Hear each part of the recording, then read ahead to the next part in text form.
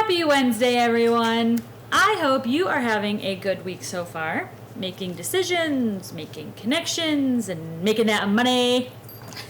Anyway, today I wanted to address a couple topics: social media and keyboard gangsters. Do you know what a keyboard gangster is, right? Or a keyboard warrior? Ha! Let's whip out the old reliable Urban Dictionary for this one. There are two definitions for this phrase. Number one, a person who attempts to act tough behind their computer screens through their own keyboards. This definition is most commonly used by the populace that was once tormented in upper grade school and has no spine to speak of. Two, a person who thoroughly trashes definition number one using intelligence and wit only. This populace most commonly keeps to themselves until some fool comes along that needs to be slapped down appropriately. God bless Urban Dictionary, am I right? Anyways, keyboard gangster is a slang term for the people on the internet and social media. Not all of the people all the time, but definitely some people some of the time. Maybe we're all a little guilty of this here and there. There is something powerful about having a platform, though, am I right? I mean, trust me, obviously I know. But what does it mean for you as a business owner? Where's the connection, Mrs. Bennett? I'm glad I asked. Thanks, me. Hopefully by now you have created social media pages for your business on Facebook, Twitter, Instagram, and hopefully you did it correctly and made it separate from your personal pages. And if not, you may want to look into that, because the moment you start intermingling your personas, your business and your personal, is the moment trouble starts. When you are representing your business on your business page, ideally, it is important to remember that you are not you. You are the personality of your brand. Yikes! And if you don't know your brand's personality, well then, give Reformation Productions a call at 678-825-8086. Wink, plug. Anywho, you are always speaking through that brand voice whenever you are in front of your customers or behind that keyboard. Now, does that mean you can't be political or voice an opinion on social media? Not necessarily.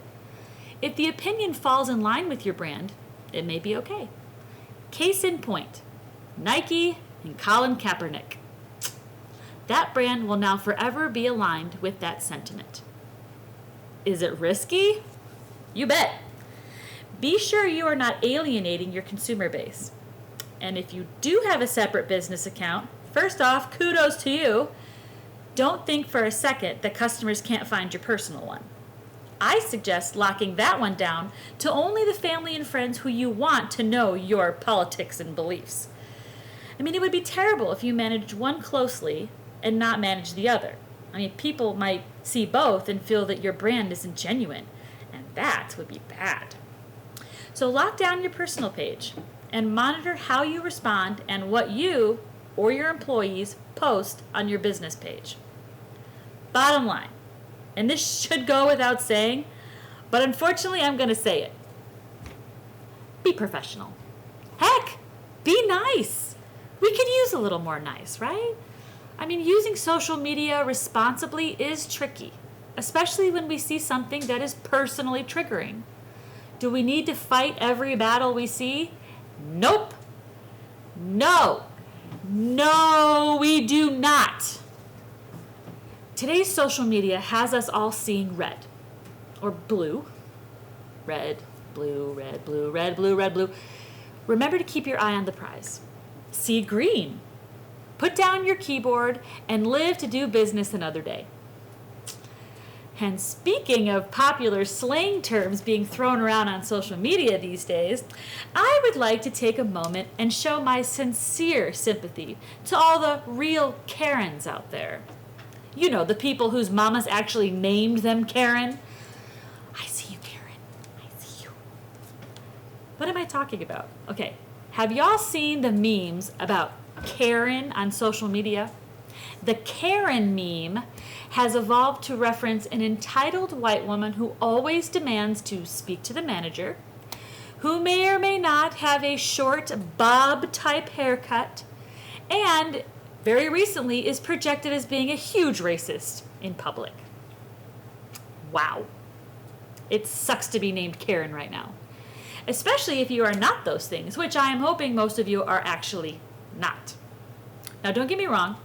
The person that I described sounds awful and should be called out. But to call them all Karen? Be careful, guys. Slapping a label on a basket that has both good and bad eggs in it is rarely received well. Are you picking up what I'm putting down? So, check on all your friends named Karen today. They might not be okay. Give them a hug. There's so much going on in social media these days, isn't there? There's some pretty heavy stuff. There's the pandemics, there's politics, there's conspiracies and cover-ups. We see businesses suffering, shutting down and furloughing their work families. It is undeniably tough out there for people. But you are not just an average person. You are a business owner. You've had to be tough to get where you are now. You sleep less, work late, make the hard decisions. I believe in you, and I know you will be okay, whatever the outcome, because you are resilient. You know how to adapt and overcome, and you're not alone. We will survive this pandemic together. And speaking of surviving Corona, remember that our agency president, B. Zachary Bennett, is hosting a Zoom webinar next Wednesday at 10 a.m. called, wait for it, Surviving Corona. He will discuss the impact it's made on the economy, what we can learn from it, how we can best survive it, and what the world might look like on the other side of it. It should be pretty awesome. So go ahead and register online for it right now. Go to bzacharybennett.com/events and reserve your spot. Again, the webinar is Wednesday, August 19th at 10 a.m. Be there or be square. So what did we learn today from the missus? First, we learned how to engage in social media responsibly, especially when we are interacting as our business. Our individual personalities contribute to the business personality, but are not the same. Always engage with your consumer base through the lens of your business. Avoid being called a keyboard gangster. Not all battles need to be fought and won. Put the keyboard down and live to do business another day. Second, we learned that our friends named Karen might need a little extra hug today. And lastly, you are doing a fantastic job. It might not feel like business as usual, but these are not usual times. And I know you have what it takes to make tough decisions, to persevere and get the job done. Just keep on keeping on. Always forward.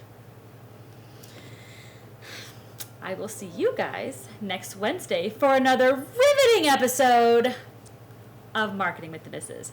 And until then, stay healthy, stay positive, and get back to work. Bye.